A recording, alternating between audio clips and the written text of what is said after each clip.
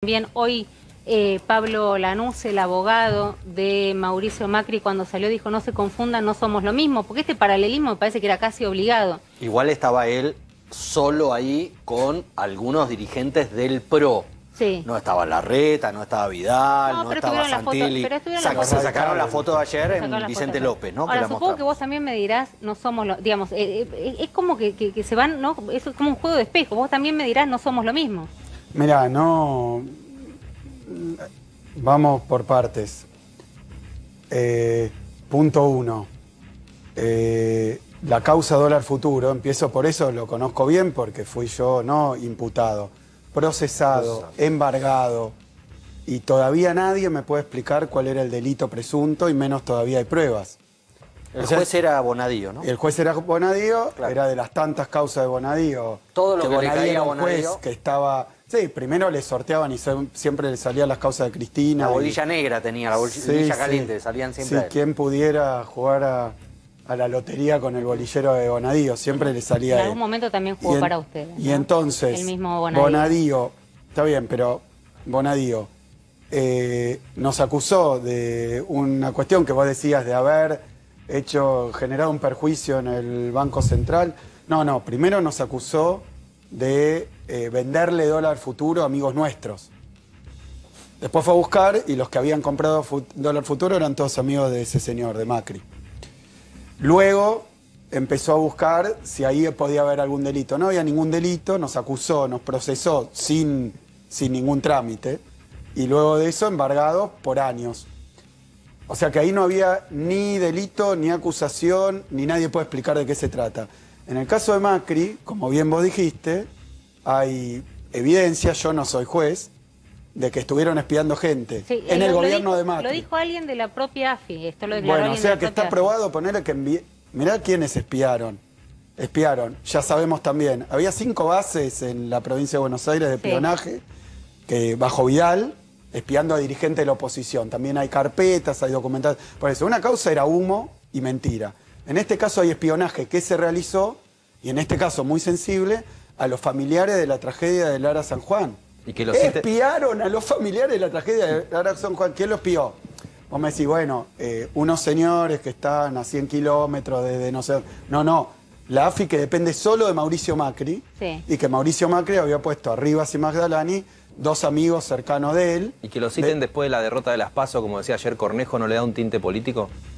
Perdóname, ahora voy. No, es que yo no voy a justificar el accionar de la justicia. Lo que te voy a decir es, en la AFI, durante Macri, la AFI de Macri espió a dirigentes políticos, a dirigentes sociales, a familiares, a gente de su propio partido y a los familiares de Lara San Juan, se está investigando, según parece. Pero hay gente que participó de eso que ya lo declaró a viva voz.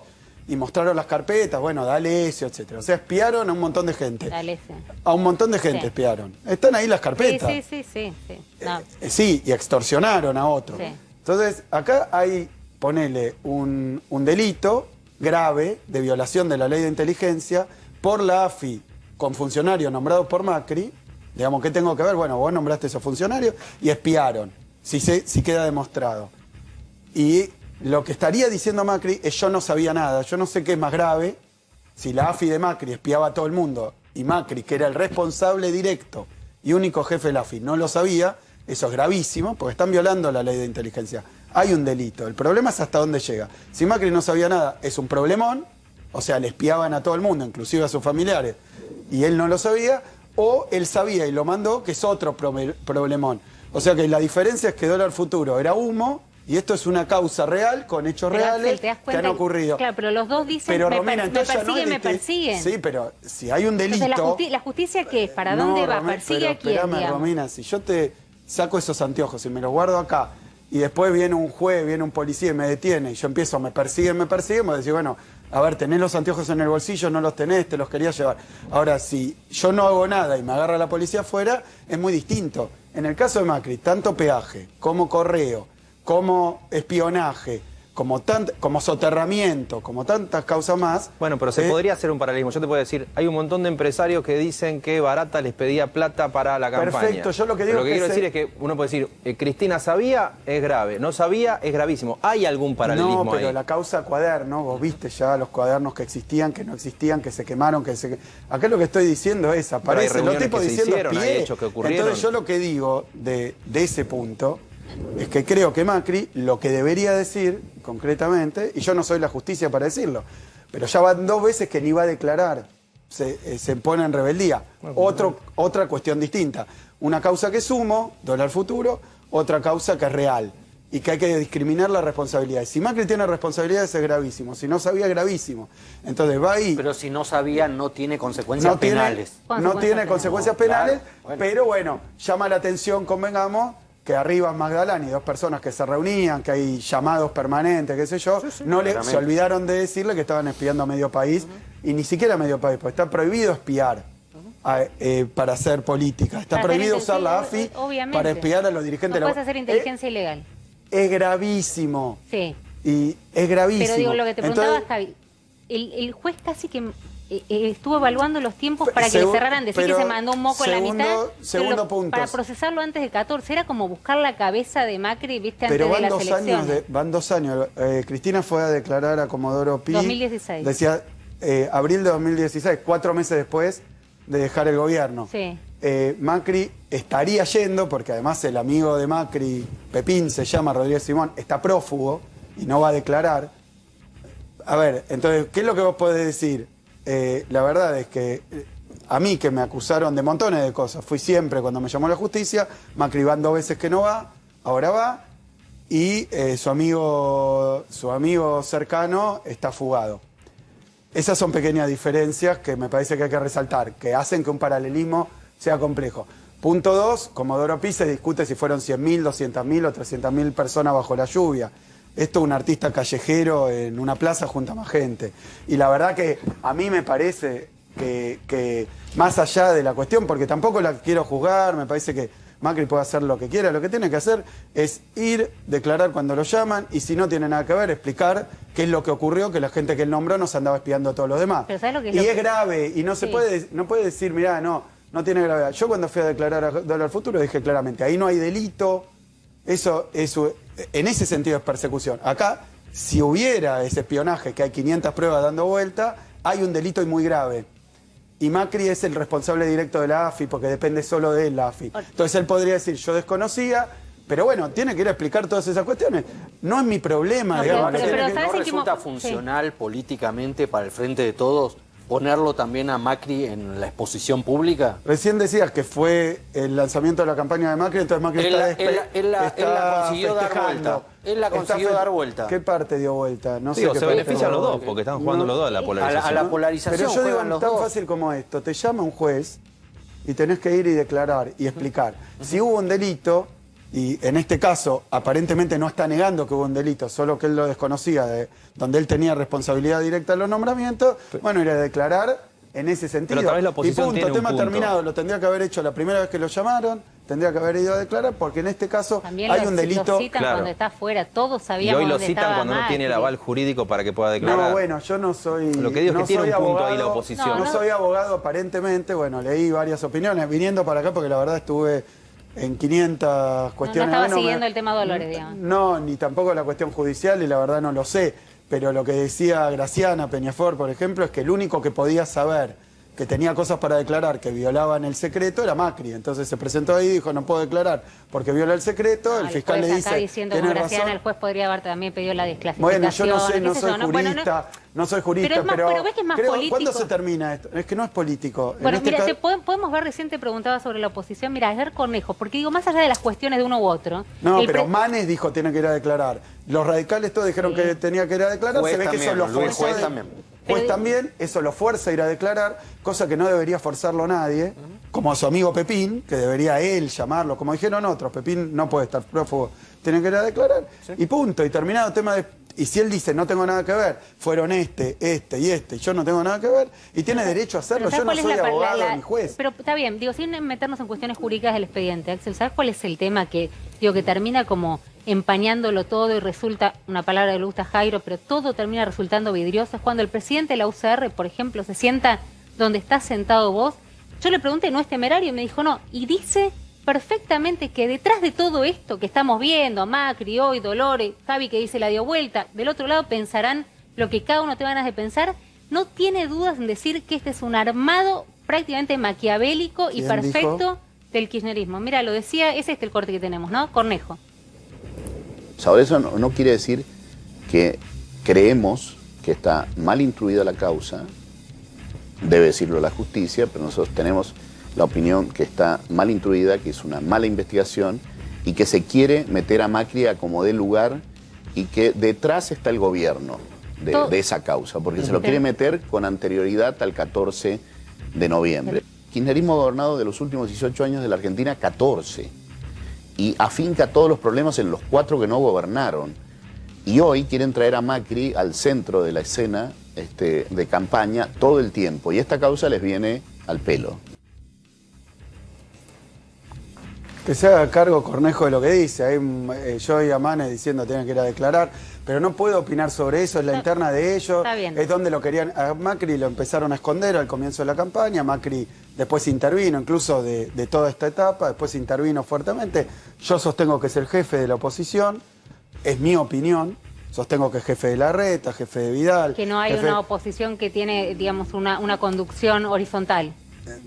No, de ninguna manera. Pero bueno, son opiniones igual y bastante, digo yo, en la situación en la que estamos, también vos mirás el discurso de Macri, no es un discurso político, es un...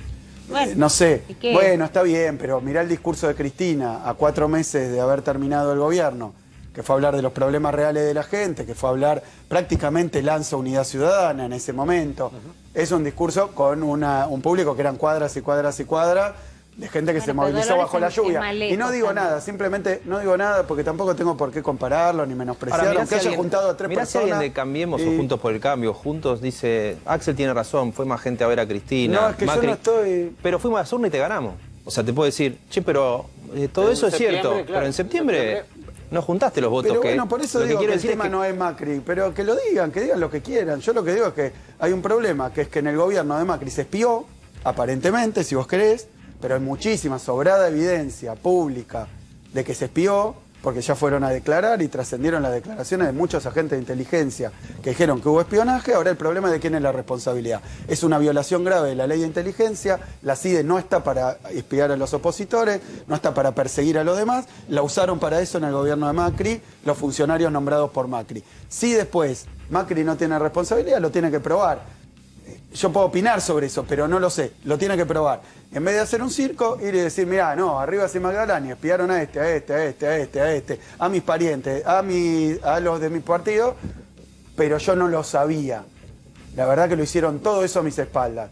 Igual tiene una gravedad tremenda, pero como estaba planteando. Algo tiene que decir. Ahora está bien, digamos, pero saquemos es a todo Macri. lo que tengo para decir. Si cometieron un delito, y es prácticamente, ya medio nadie discute que estuvieron espiando, y es un delito grave, digo, en democracia esto no pasó, excepto, bueno, pasó en la dictadura, pero no pasó en democracia.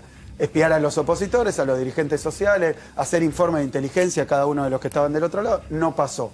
Y espiar a las víctimas del Ara San Juan, de una catástrofe, de una verdadera tragedia, y la verdad que me parece de una gravedad inusitada, y se pierde ese tema. Se pierde que en el gobierno de Macri, a las víctimas del Ara San Juan, lo que hicieron fue espiarlas. Y la verdad que ellos también se pidieron sobre esto, dijeron, bueno, por respeto a esta cuestión, vayan y no hagan circo, porque no es Dólar Futuro, que era una causa, te repito, nadie me puede explicar, ningún especialista. Era un papelón para perseguir. En este caso hay un delito real, aparentemente. Pero yo no soy un juez. Saquemos la Macri donde también se siente perseguido. Pero quiero ir, perdón, pero quiero ir porque la verdad pero que... a ver, si espiaron en su gobierno, la verdad que tiene un gran problema, porque eso no pasaba en democracia y es de una gravedad institucional grandísima. Él tendría que estar ahí repudiando a los que cometieron actos de espionaje en su gobierno si no es responsable. Como la responsabilidad es lo que se está discutiendo, Me parece bien que él se lave la mano del tema, tiene el otro problema que su amigo arriba o su Magdalena estaban espiando. Y ya es sistemático. Abrieron bases de inteligencia en la provincia de Buenos Aires, 5 bases de inteligencia. Es uno de los puntos débiles, digamos, de la gestión de Mauricio Macri, el tema del espionaje. De nuevo, y bueno, porque si tiene varios frentes. Pero si hubiera pasado en nuestra gestión que se estaba espiando a los opositores de manera sistemática y ya hubiera sido un escándalo, todos los demócratas, republicanos, un escándalo. Esto ni abrieron la boca. Hubo algunos episodios feos durante el pero de la CIDE, Milani. Pero no revolvamos cosas. Pero todo lo que tengan para decir temas. lo dijeron. Ahora, todos los que se indignaban por eso o por cualquiera de esos temas, hoy cuando es bastante extendido, convengamos, la cuestión del espionaje, ni una palabra. Ni una palabra. Entonces eso también marquémoslo. Ahora, está en la agenda de las elecciones, porque digo, la intencionalidad, por lo menos que manifiesta Macri, quiero sacarlo ya de la mesa porque quiero hablar de Axel y tenemos mucho para preguntarle. Sí, se me cayó la cucaracha. Nos queda un rato con el gobernador de la provincia de Buenos Aires, digo, para tratar de sacarlo en la agenda de las elecciones, en un momento tan sensible de la Argentina. Jairo nos va a estar hablando ahora de los números que duelen, números que son muy tremendos vinculados a la cuestión económica, pero también una cuestión, digamos, política. Yo te preguntaba y te lo decía, de verdad, digamos, fuera de micrófono, y también te lo podía decir, que lo que intuíamos, no sé si todos los... estoy harta de hablar por el periodismo, digamos, no soy el periodismo, digamos.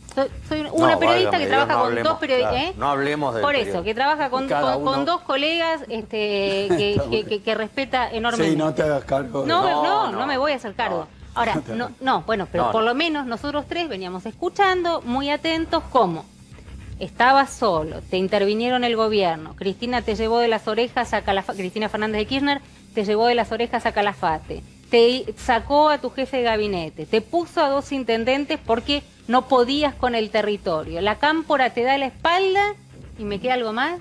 ¿Te parece tu poco? mujer sigue en tu casa, ¿no? Y se pudrió todo con Máximo. No, y se pudrió todo con Máximo. Bueno, ahí está. Te invito a hacer algo. Lee toda mi historia política, van 10 años que yo soy funcionario, escrita por Clarín y La Nación y los mismos columnistas que ahora dicen esto. No es solo eso, mi vida ha sido un calvario para ellos. No me quería nadie, en economía estaba aislado, me querían echar del ministerio, estaba peleado con los buitres, los gobernadores no estaban de acuerdo, los empresarios me odiaban, los intendentes, cuando era candidato, cuando fui opositor al macrismo, en el Congreso yo me cortaba solo, estaba peleado con la cámpora, estaba peleado con los intendentes, con los gobernadores, con mi bloque, o sea, sigue el mismo relato y acá estoy con una responsabilidad muy grande y la verdad con una novela que se escribe sobre muchos de nosotros, para no usar la primera persona, sobre muchos de nosotros, una permanente novela donde estamos golpeados, peleados, bueno, pero hay confundidos. El jefe de gabinete era un hombre cercano. Bien, pero ahora vamos a los hechos. bueno, pero está mi versión, que no coincide con eso, entonces está bien, correcto que escuchen mi versión. Ya primera contradicción, se supone que yo iba a venir acá con una bola, arrastrando una bola, no, llorando, y en un cadalso. Llorando que mide, sí, dale. Sí. Y bueno, pero yo vengo, vos decís, no apareció, bueno, que... Se te ve muy bien, no, pero te lo dije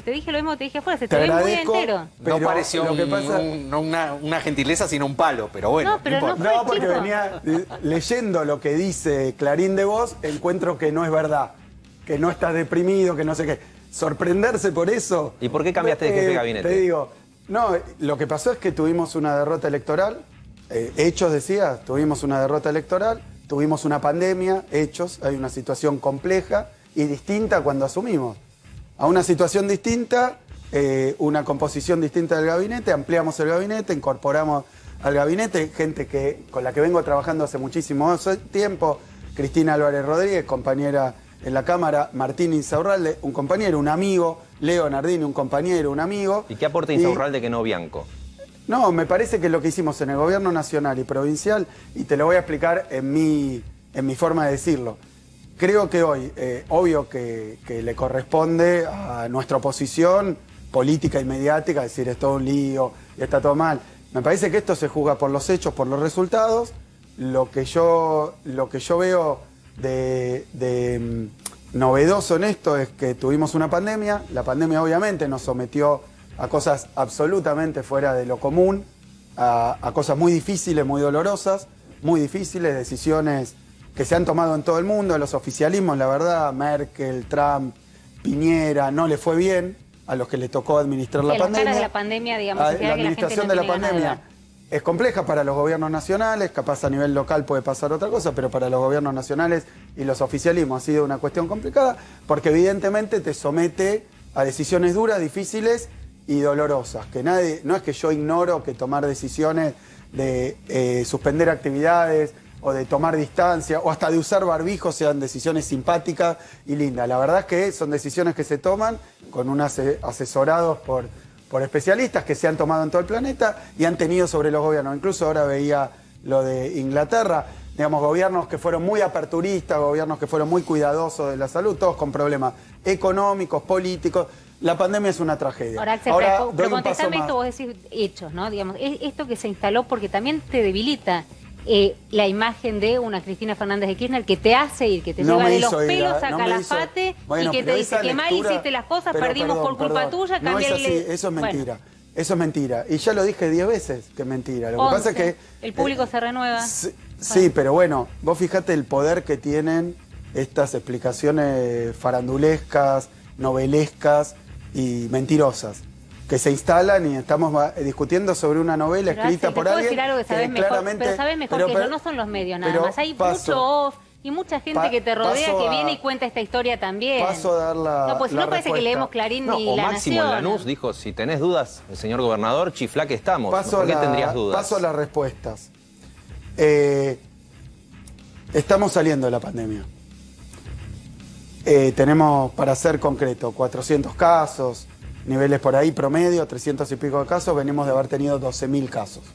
Es más, votamos, la elección que tuvimos, se había decidido en consenso entre oposición y oficialismo que era conveniente posponerla, por eso estamos votando más tarde, para tratar de que no se superpusiera con la pandemia, porque votar en medio de una pandemia, todo el mundo entiende que es una complicación desde el punto de vista práctico, desde el punto de vista político, desde el punto de vista emocional, desde muchos puntos de vista, y las elecciones en medio de una pandemia, bueno, suenan un poco extrañas. Por eso se decidió posponerla. Se pospuso hasta septiembre y noviembre y la verdad que no alcanzó. Cuando votamos en septiembre todavía estábamos con medidas de cuidado, con distanciamiento y con muchos casos. Acordate que te preguntó lo de Calafate. Y con muchos casos. Sí. Ahí voy. Sí, es mentira, ¿no? Pero no es mentira que fuiste, no es mentira que fuiste. Sí, fui. Vos le dijiste te caigo, Cristina, te caigo. Bueno, como quiera decirlo, sí, decidir. Entonces, votamos en medio de una pandemia, las PASO, y con una situación, digamos, yo lo dije durante la campaña, bisagra y compleja, en todos sentidos. Sigue siendo compleja en lo emocional, porque hemos tenido muchas pérdidas. Bueno, leía muchos artículos internacionales sobre las consecuencias psicológicas, sociales de la pandemia, tremendas. Es un momento para tomar una decisión de votar a quién voto, compleja, distinta. Ahora, por eso también las encuestas todas las encuestas dieron mal. La nuestra, yo les puedo decir, al terminar la elección, llamaron 2 importantes dirigentes de nuestra oposición a reconocer la derrota. Sí, de hecho festejaron La Plata. Pero nos llamaron 2 dirigentes importantes de la oposición a decir, perdimos, vamos a salir a hablar nosotros. Hasta los bocas de urna. Bueno, María Eugenia Vidal dijo acá que 8:30 de la noche de ese 12 de septiembre se había enterado que el resultado era otro. Pero porque pasó algo que no había ocurrido nunca, que es que los bocas de urna dieron mal, no las encuestas, los bocas de urna. Sigo con esto. Entonces, para ser bien concreto, hoy estamos en otra situación, 300 casos no es lo mismo que 12.000, que 3.000 o 4.000. Eso es producto de la vacunación, indudablemente, los lugares donde no se vacunó, donde la vacunación no fue extensiva, hoy tenemos más vacunas en porcentaje que Estados Unidos, que Alemania, que muchos lugares de Europa, donde no hay una tradición de vacunación, ni una campaña tan efectiva como fue acá, a pesar de haber tenido boicot a la vacunación, decir que es veneno, llamémoslo boicot. Entonces, con esa vacunación estamos en una situación distinta en lo epidemiológico y distinta en lo económico. Yo ahora te voy a escuchar con atención, Jairo, pero te digo, la actividad económica está hoy a niveles superiores a prepandemia. Muchísimas ramas están superiores a prepandemia, otras están superiores ya a 2019, a Macri. Acá hay 2 cosas malísimas seguidas, Macri, el macrismo, Vidal, que por eso no lo votaron y votaron para tener una transformación. Y después nos agarra la pandemia a los 3 meses, que también es muy difícil y muy complejo. ¿Qué es lo que digo hoy? Estamos en un proceso que yo llamo de reconstrucción.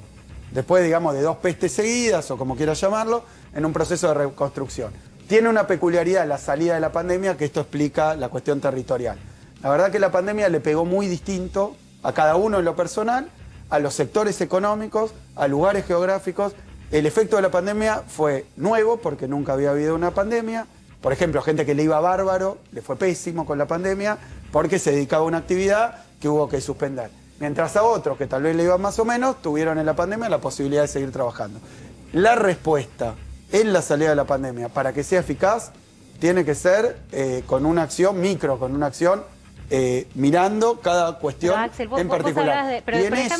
Y en eso es importante la presencia de los intendentes en el gobierno, porque nos ayuda a que a la salida de la pandemia podamos hacer un trabajo de recuperación que vaya, por decir, quirúrgicamente a cada uno de los problemas, que son muy distintos, muy diversos, casi diría, en algunos casos personales. A 2 vecinos le pegó distinto según la situación. Hay que ir a buscar a la gente. El intendente es quien más conoce, digamos. Y necesitamos, y lo dije el primer día, perdón, el día martes, después de la elección, si vos ves, lo dije en Telam, salió en todos los diarios, que dije, voy a hacer cambios en el gabinete. O sea que no era una novedad. ¿Qué tipo de cambios iba a hacer para tener una acción más puntual, más clara y más contundente en la salida de la pandemia? Y es lo que efectivamente hice. Por eso esto no debería sorprender. Carly Bianco tiene otra función en el gobierno, Agustín Simones tiene otra función en el gobierno, y estamos trabajando para lo que la gente pide, que no me pide. ¿Qué pasa? ¿Qué opinás de que Macri llevó poca gente? Por eso digo, vos decís que mucha está fuera gente de la tiene gente, delitos. ¿Qué me dice? Está Acelere la reactivación, pero la gente acelere pide, la reactivación, pero la gente cuide los bolsillos. Sí, la gente me pide, no sé. Lo que quiero decir, hoy estuve con empresarios. La gente te pidió en las elecciones o te pasó factura por el cierre de las escuelas. Espera, y no cambiaste a la ministra de Educación. Javi, ¿A vos te parece? Pero Yo lo que quiero decir es esto. me dejan ordenar una cosa, por favor, les pido, por favor, un segundo, porque vamos a este tema. Mira, justamente, hay 3 puntos. Uno entró Javi, que iba a ser el primero, justamente el que te manifiesta que no cambiaste a la ministra. Hay 3 puntos, digamos, que de alguna manera buscan explicar, tratan de explicar lo que vos llamás votar con una situación compleja, pero que explicarían, digamos, la derrota en las urnas desde el punto de vista político de 3 hechos. Uno particularmente se te adjudica a vos. De hecho, Teresa García en algún momento dijo, pagó el costo político, pero no sé si lo tenemos por ahí. Ah, lo tenemos atrás. Escuelas, vacunación VIP y la foto de Olivo. Digo, 3 hechos que en el momento de votar enojaron tremendamente. Digo, quiero que me digas respecto de esto, habiendo visto, digo, ya ha pasado un tiempo, ¿cómo reconstruís la confianza de la gente desde ahí? Y ahí entra Javi Dale con escuelas. Claro, porque en el cambio de gabinete tal vez la responsable no es la ministra de Educación, pero uno de los pases de factura en las cualitativas que se hicieron posterior a la elección, incluso hechas por el Frente de Todos, planteaban que había mucha gente que pasaba la factura al gobierno de la provincia por la demora en reabrir las escuelas. Por eso, cuando vos relataste las medidas inéditas que tuvieron que tomar por el tema de la pandemia, una de las medidas fue esa. ¿Hacés autocrítica frente a eso? Decís, yo te digo, acá se me fue la mano. Te digo lo que pienso. Durante la pandemia, en todo el planeta, se fueron tomando diversas medidas. En algunos lugares cerraron todo, en otros no cerraron nada, en unos cerraron las escuelas, o no pusieron presencialidad, en otros sí. Hay muchos casos donde al principio dejaron la presencialidad, después la tuvieron que retirar, entre otros la Ciudad de Buenos Aires, que tuvo que también terminar con la presencialidad cuando, lógicamente, cuando hay mucha circulación del virus. Hoy está habiendo muchísimos brotes en escuelas, pero digo lógicamente porque es la población que todavía no está vacunada, que se está vacunando ahora rápidamente, y que entonces los contagios se producen en los lugares donde están, donde concurren, donde se cruzan. Entonces lo que yo digo es que todas esas decisiones que se tomaron, en el caso de la provincia de Buenos Aires, fue con un consejo de expertos, con un grupo de especialistas de primerísimo nivel, no solo epidemiólogos, no solo médicos, sino también sociólogos, psicólogos, educadores, y se tomaron las decisiones. Yo en mi caso no soy experto en muchos de esos temas. En Alemania, por ejemplo, se suspendía la presencialidad con muchos menos casos de los que había acá. En Nueva York también, yo sí tengo conocidos en Estados Unidos que se cerraba la presencialidad. Es decir, todo eso es opinable, por supuesto que es opinable. Después, en algunos lugares, caso Ciudad de Buenos Aires, se decía se vuelve a la presencialidad, después había un ausentismo enorme porque quedó la responsabilidad de los padres y la decisión de los padres. Algunos decían 80% de ausentismo en las públicas, 50% en las privadas. Muchos bonaerenses viendo eso dicen, ¿cómo puede ser que en la Ciudad de Buenos Aires también porque no iba la gente. Con sus otros especialistas, que también de enorme yo nunca vi un especialista. ¿Fernán Quirós te parece un mal ministro? Sí, pero era el ministro, no era un consejo especialista. Bueno, Grabois dijo el otro día por radio que él va a las villas y la pero gente, no importa. Grabois, Mayra Arena han dado testimonio de un fenómeno que es que Grabois decía, voy a las villas, me hablan de Alberto, que lo quieren, pero dicen Larreta me mantuvo la escuela abierta. Y Mayra Arenas dijo, la gente, en un artículo que salió en Infobae, se queja de la falta de colegio durante la pandemia y los chicos no quieren volver ahora. Yo no soy analista. No sé qué es lo que determinó el voto de la gente, si el malestar en general, si las pérdidas, si el duelo, si la cuestión económica, si la cuestión política, si la foto, si el vacunato. No lo sé, no sé qué es lo que determinó. Me parece que las encuestas además justo están muy desprestigiadas en este momento porque no pudieron... Pero percibís ese enojo, vos decís, recorro todo el tiempo. ¿Ese enojo lo percibís o no? Yo lo que veo es esto, lo que veo yo. Me parece que gestionar la pandemia nos puso todo el tiempo a tomar decisiones dolorosas y difíciles, que seguramente enojaron a algunos, a otros los alegraron. Al mismo tiempo había gente, mira, cuando empieza la pandemia, la oposición me pedía cierre la presencialidad. Cuando se cerraba la presencialidad, que ese año lo cerramos todas las jurisdicciones, decían, abran la presencialidad. Como el otro día dijimos, no barbijos, estando solo en la calle, sí barbijos. O sea que hubo una parte de la oposición que se opuso a todo. Después, en cuanto a las opiniones generales, ¿qué es lo que te puedo decir? Administrar bien una pandemia como la que tuvimos, hoy en el mundo se está observando que ha sido absolutamente... Jairo, si te lo pregunta hoy, te dices, ¿fue una buena o mala decisión? Hoy, digamos, con el diario de lunes. No, ¿ves? Vos tenés un medidor de dióxido de carbono. De Juan Zabaleta, nos lo trajo cuando era intendente. Bueno, nosotros compramos 33.000 medidores de dióxido de carbono. Nosotros en septiembre contratamos un batallón de docentes para ir a buscar a los chicos a las casas.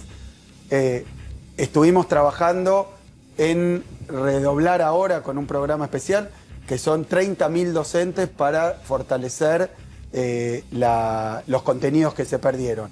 Es decir, la pandemia nos llevó a tener pérdida. Yo digo, basándome en los especialistas más grandes del mundo, si yo hubiera aplicado las medidas tal como decía Alemania, tendríamos que haber suspendido la presencialidad mucho más. Si está bien o está mal. Y cada uno tendrá su opinión. ¿Y hoy pudiste recuperar a los chicos? Porque hay mucha preocupación hoy. Dejemos la pandemia ya como que se está saliendo, toquemos madera. ¿Pudiste recuperar Pero te digo, a los yo chicos? no puedo decir que se gestionó perfecto la pandemia. No lo puede decir nadie. Si es más fácil ser opositor en una pandemia, porque hay que tomar 500 millones de decisiones. Te digo, por ejemplo, intendente de nuestra oposición. Cuando empieza la pandemia, se levantaban barricadas en la entrada de las ciudades para que no entre nadie. Sí, claro. ¿Se acuerdan? Sí, Después, cuando nosotros tomamos medidas restrictivas, decían, abran todo y dejen circular. Porque el malestar que fue generando la pandemia, cuando abrís tenés malos resultados, cuando cerrás tenés malos resultados. Con esa salida de la pandemia tenés que reconstruir esa confianza. Estamos trabajando en eso hace mucho. ¿Y pero ya tenés no es un presencialidad tema, plena? Yo no sé ¿Tenés si es una presencialidad cuestión plena ya en la provincia? Sí, absolutamente. ¿Sí? Pero nosotros no tenemos 200 kilómetros cuadrados de algunas escuelas. Nosotros tenemos 17 millones de habitantes, 5 millones. La población total de la Ciudad de Buenos Aires es 3 millones. Nosotros tenemos 5 millones de alumnos y 17 millones de habitantes. Y además 300.000 kilómetros cuadrados. Es una situación incomparable, con lo cual yo lo que quiero decir es que estamos haciendo una inversión inmensa, una inversión real, palpable. Vos vas a cualquier escuela, además de los docentes que están trabajando con presencialidad plena. Después me dicen, hay una escuela en no sé dónde, sí, puede haber 100, 200 escuelas, pero lo que quiero decir es que tenemos 15.000. De 15.000. Que se vuelve a reconstruir ese vínculo de confianza, digo... Vuelvo a insistir, digo, con dos hechos que fueron, bueno, escuelas, escuchamos, pero digo, con dos hechos que fueron realmente muy obscenos. Los responsables de cada uno de esos hechos, yo lo que puedo decir es, nosotros nos guiamos por especialistas, tomamos decisiones, y cuando va cediendo la pandemia, ni bien pudimos, retomamos la presencialidad y la retomamos haciendo una inversión enorme para recuperar, que decían, pero ahora van los sábados, y bueno, hay que ir a contraturno.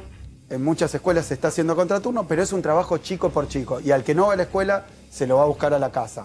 Eso en la provincia de Buenos Aires, donde tenemos escuelas rurales, escuelas en lugares superpoblados, escuelas en lugares vulnerables, escuelas en pequeños pueblos. O sea, tenemos una diversidad, una variedad. No quiero repasar los números. Sí, incluso me puedo enganchar con los números atándolo a lo de educación. Hoy una docente que te quiere mucho en Quilmes, que tiene tu foto pegada en la heladera, me dijo, decile al gobernador que una maestra de grado de 10 años de antigüedad tiene un cargo y gana 50.000 pesos. Y yo como preceptora en una secundaria en Quilmes, con un grado gano 46.000 pesos. Ese salario docente bonaerense, tomándolo como ejemplo, está bien que tienen 2 cargos, entonces juntan 100 lucas, es otra cosa. Canasta básica, 70 lucas según el INDEC para familia tipo, vos lo sabés, pero lo repaso. Un docente bonaerense 50, un salario mínimo 25, 30 va a ser ahora con el último aumento, 33 en febrero.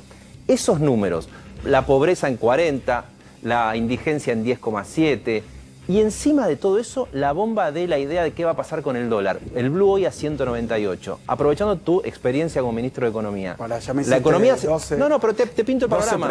Pero te pinto el panorama porque la economía se está reactivando. Pero es cierto que tenés ahí como unas bombas y salarios por el piso que me interesa escucharte. Jairo, cuando yo asumí de gobernador, cuando nosotros ganamos la elección, en parte una de las cuestiones que determinó es que sin pandemia, sin una situación de catástrofe mundial como hubo, porque, a ver, la economía inglesa cayó 9,9 puntos, la nuestra 10. Pero quiero decir, no es un fenómeno privativo y Inglaterra, uno de los países que más abrió en pandemia, se contagiaron todos, hasta el primer ministro, después cerró. Bueno, en todos lugares la peripecia y la administración de la pandemia fue compleja para los gobiernos nacionales, que tenían que tomar decisiones, incluso Trump tomó decisiones de apertura, algunos gobernadores no le hicieron caso. Terminando, para no detenerme en ese tema, lo que te quiero decir es, cuando nosotros asumimos, los salarios durante los 4 años de Macri y de Vidal, públicos habían caído 20%, los de la policía de la provincia 25% en poder adquisitivo, durante Macri y durante Vidal. Nosotros asumimos con el compromiso de recuperar el salario, no en 2 días, no en 1 año, recuperar eso que se había perdido. Los primeros meses empezamos en un proceso de recuperación de salario, después vino la pandemia, que representó una caída de la economía inmensa. Los maestros y maestras, en términos de poder adquisitivo, no perdieron, pero el año pasado ganaron, pero este año nos está costando, obviamente con los presupuestos públicos como están, pero veníamos, como digo, de una peste económica tremenda y nosotros agarramos la pandemia y aún así no se perdió salario.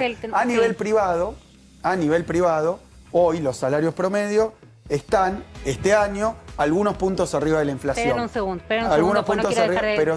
No, bueno, sabemos que pero que si me sí, interrumpen es muy difícil contestar esa pregunta, que fueron 3. Dejémoslo terminar, se vino hasta acá. He sido breve, he sido breve. Sí. Pero si no, no puedo contestar. Dale. Discúlpame y quiero escuchar dale. y contestar tu pregunta y no ser descortés.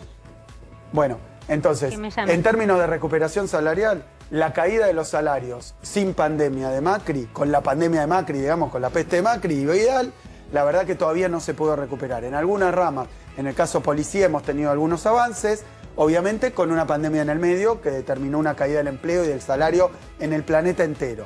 Estamos en un proceso de recuperación y en la salida de la pandemia, yo te digo, pasamos de un gobierno que creía que los salarios eran muy altos, el de Macri y de Vidal, y que había que bajarlos para ser competitivos, para dar más empleo. Ahora dicen sacar las indemnizaciones. Ahora, con esas políticas ni se van a recuperar los salarios, ni menos todavía vamos a tener ningún crecimiento. Entonces yo lo que creo es que hoy lo que estamos tratando es de aplicar las políticas de crecimiento, recuperación salarial, de distribución del ingreso, de mejora de la inversión, porque Macri todo eso cayó sin pandemia. Me van a levantar, me van a echar. Se terminó el programa. Porque se terminó el programa, porque tenemos un programa más corto, tenemos que pedir más tiempo. Claro. Pero yo reclamo más tiempo. Ahí está. Vamos a empezar con las firmas, porque además este es no uno... sé, después, el que viene después va a decir, este pero ¿cómo? Es Babi, cuidado ahí. No, déjale el tiempo. Pero digamos que Kichi, de verdad...